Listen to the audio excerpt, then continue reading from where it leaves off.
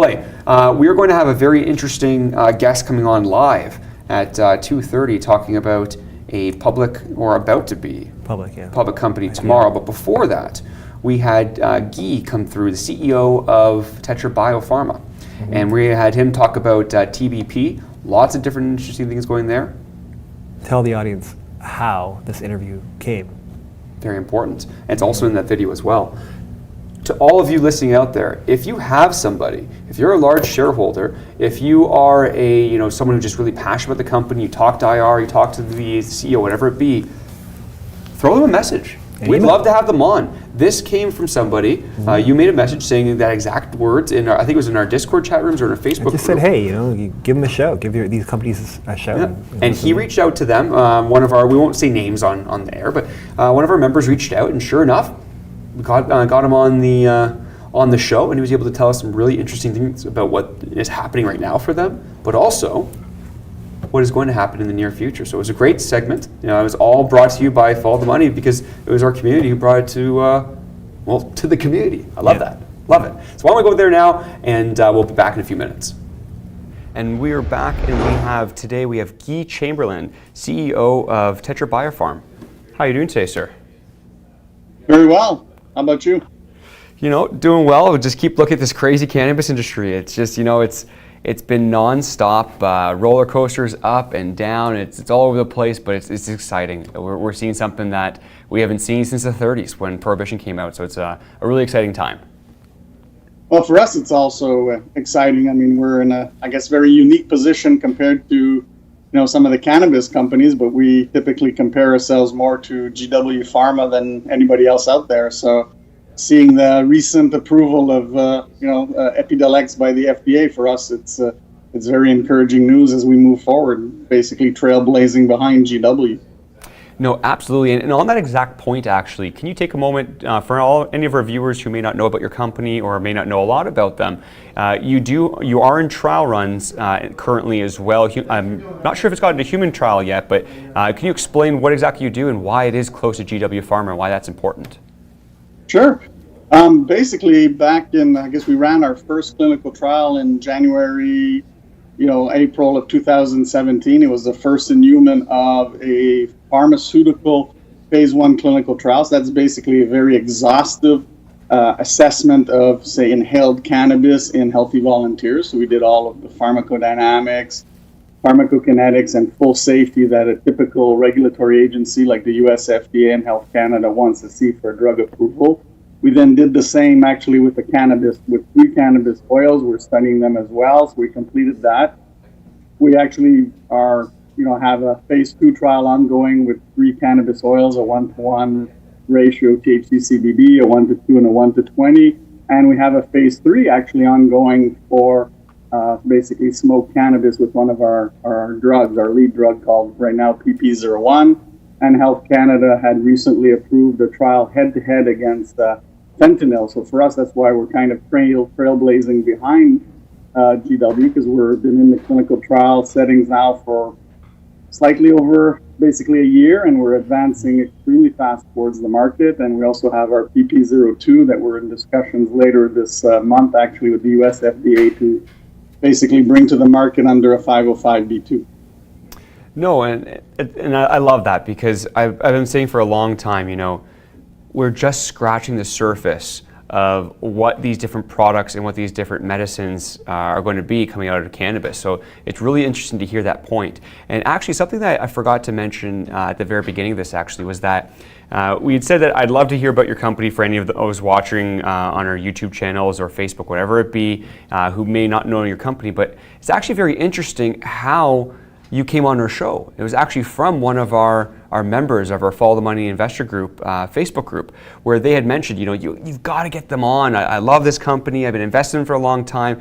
And that's how this all began, actually. They approached us and said, we'd love to see you on here to talk about the company. So I thought that was really interesting, where you're seeing retail investors now really getting involved with companies, I think much more than what they're used to be doing, and they're talking to the companies, they're learning about them, they want to continue to learn, they're in chat rooms talking about them, and now they're coming to someone like ourselves and saying, hey, he needs to be on the show and he needs to talk about the company, and here you are.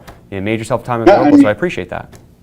and you're right, though. I mean, that's how they reached out to me through LinkedIn, told me how to send an email to Yeah. you guys. And I always respond to any retail shareholder that reaches out to me. I mean, I've always typically returned their calls, answered their emails, answered their LinkedIn messages. And I think it's important. Many of them have questions because we're unique. You know, we're very different from Canopy, very different from Aurora and even MedRelief in that we're working down the pharmaceutical path. So a lot of them don't understand what a 505b2 means. So I take the time and explain it to them. And I said, well, we're just like, you know, any other pharmaceutical drug. You can compare us to Merck Frost, to AstraZeneca, or even to Pfizer. We're going down the same path all other analgesics went through. No, and again, it does make you interesting, and it makes you, hard to understand at times as well. So I appreciate you going through a few of these things, because when people are thinking of cannabis, especially your investor who's just like watching the stocks go and they're like, oh, I need to get into this, and then all of a sudden they see like an actual pharmaceutical company who's looking into the cannabinoids and looking at how to extract them. It is different. On that note, for possible investors out there or people who are currently invested, what are you really excited about for the remainder of Q4 and leading into next year for your company? Is it products? Is it getting past certain stages? You know, what's on your first list of, I would love to check this off, investors will love this?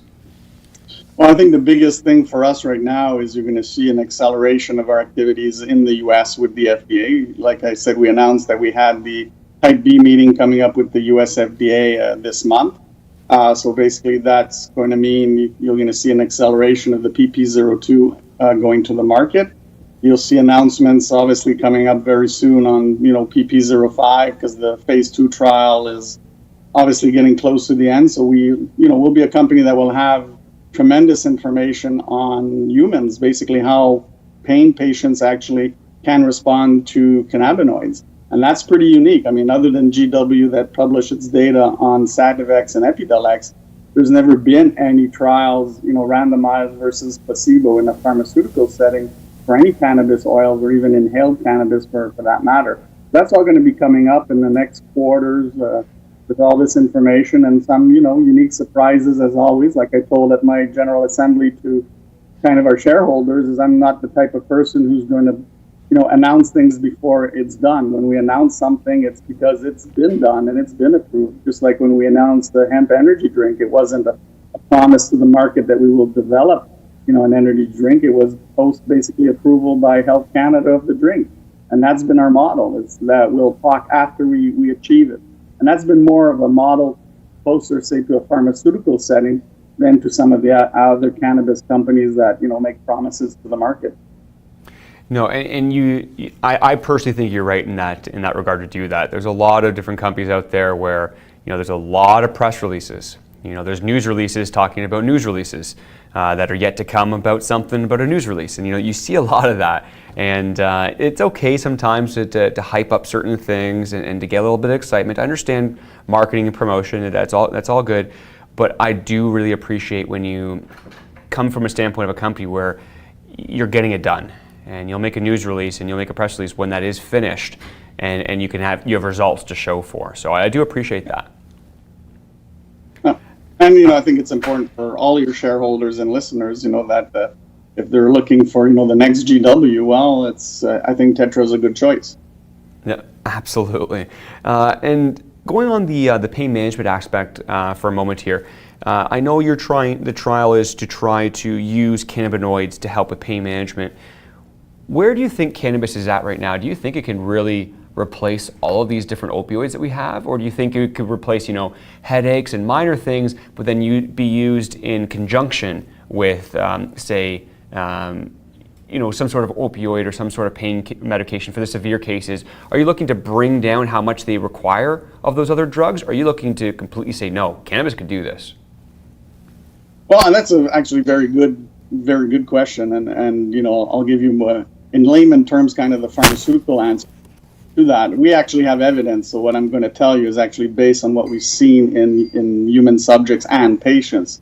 So we know, for example, that we can use cannabinoids to reduce, say, the opioid use over time. And I've seen that with other drugs as well, say that are plant-based, that we can actually once you get the person's, quality of life alone just to improve and even just improve their sleep, that over time the person's pain will go down because one, they're sleeping better, so the body is able to recover. That I think will easily achieve with cannabinoids. In the sense of pain, you have to go back, and I tell people, look at the first synthetic THC drug. It was approved back in 1985 called Marinol. And since then there had been Nabalon, and then there was Sativex, and all these drugs failed in chronic, cancer pain patients. And it's really tough to treat pain directly head to head. You have to get levels very, very high into the blood to achieve, the pain relief. Pain is a bigger challenge, but we believe that the inhaled route is going to lead to a very significant, progress in pain relief, because basically by the inhaled route is going straight to the brain and you're achieving the relief that the patients want. So that I think you will see. To claim that you will be alone, say in the monotherapy, that I don't think we'll see right away. That'll take many years of, say, drug development with cannabinoids. But, from other experience and other drugs, I think you will see that cannabinoids will become excellent, what we call adjuvants to an opioid therapy, and allow physicians to decrease the levels of opioids in their patients as the patient progresses. And that we have data. We'll be finishing, like I said, our PP05 phase 2 trial in the coming month. And with that, we're going to be announcing, I think it's in October, they're at a scientific meeting in California presenting some of the first data from this trial. We know now the doses that are required, say, of oils to achieve pain relief in patients. And that's going to lead to a whole series of other, basically product developments and even potential natural health products for us to commercialize. Yeah, and I appreciate the answer there where, you were very honest with the fact that certain aspects of pain we're still working towards, but the minor aspects, headaches, you mentioned sleep. It's a massive one that people are starting to recognize that there are certain cannabinoids that can really help you with sleep deprivation or with certain sleep illnesses or whatever you would actually classify them as. But even if you can prove that you can take, say it's 10 milligrams of codeine, or I'm just saying numbers here, 10 milligrams of codeine for somebody, but through cannabinoids and having some sort of a natural plant to go with that where the addictive properties you can argue are incredibly different. If you can drop that down by half, you could really, really help some of these, especially I'm thinking in my mind, athletes. I watch a lot of sports. You can really help some of these athletes where they get hooked on these drugs. They get hooked on Oxycontin, they get hooked on oxycodone, T3s, whatever it be. You see it time and time and again, it's 30 and 30 on TSN or anything like that. It's a tragedy, but they're in pain and they need something to be able to continue to go through. If we can move where, something like your product or someone's that's proven, if we can prove that they only need half of that and you can hopefully prevent these types of addictions from happening ever, that in itself is a huge success, and I'm really interested to see if we can get to that stage. I think we will get to it. I think you're raising a good point, but for me, I'd say the addiction is not even the best benefit you'll get from decreasing the opioid use. And when I look at our fentanyl trial that was announced, that was approved by Health Canada, if you look at the fentanyl crisis for a pain patient, a patient with breakthrough pain, these are patients that are already on what we call a background, level of opioids to deal with the background pain. And the big breakthrough is something that's kind of like these spikes in pain that come during a day. So you take, fentanyl sublingually or by a spray to reduce that pain.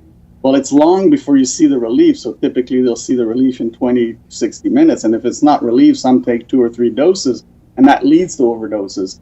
That you won't see with cannabinoids, because one, you're not going to get the respiratory depression. That's basically the danger of increasing the doses of opioids. You're not going to see the types of deaths that we were seeing with opioids. So other than, say, the benefit of decreasing the levels of opioids, even if I begin to escalate my doses of cannabinoids over time, I'm going to have a much better safety profile than any of the opioids are going to have versus, fentanyl. And that is very, very significant. So even if you were to say that in terms of morphine equivalents that, and maybe the comparison's not good, but I think people understand it, even if I was, say, half the efficacy of morphine, the fact that I'm safer, I can use it a lot easier in milder conditions and even more severe conditions, because I don't have the fear of overdosing my patient from and creating the respiratory depression. No, and that's very interesting actually hearing it now and that put that way. One last question for you, and we'll let you get back to your digs. I can only imagine you're very busy. There are over 111 cannabinoids in cannabis that we're aware of. That's the last number I've seen, at least. We're really only talking about what? THC, CBD, CBG, CBL. Like there's maybe a half a dozen we're really talking about.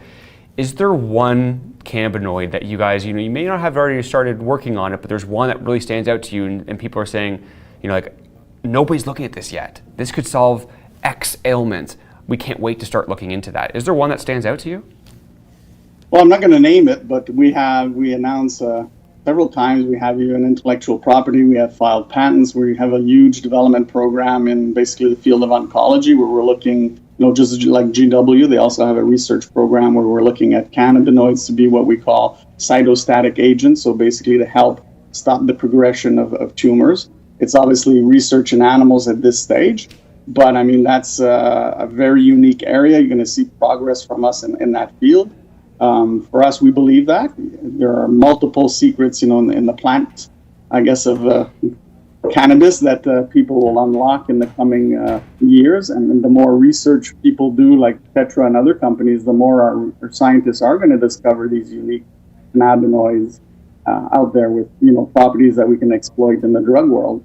And keep in mind, I always tell that to people. I mean, the great majority of prescription drugs and even over-the-counter drugs actually have, a relative in a plant somewhere. So, I mean, the majority of our drugs have an origin in a plant, so it's not at all surprising that cannabinoids are the next series of basically prescription drugs. No, I appreciate it. And, I want to thank you for your time and coming on here and speaking to both myself and for all of our viewers. And I'll ask that question again maybe after a news release or a press release when you start going forward and that starts coming out. But yes. It's been very educational. I appreciate very much. TBP, you can find you. Sorry, is it on the CSC or TSX Venture? TSX Venture. TSX Venture. TBP is their ticker. Thank you, Guy. I appreciate it very much. I can't wait to have you on the show again soon.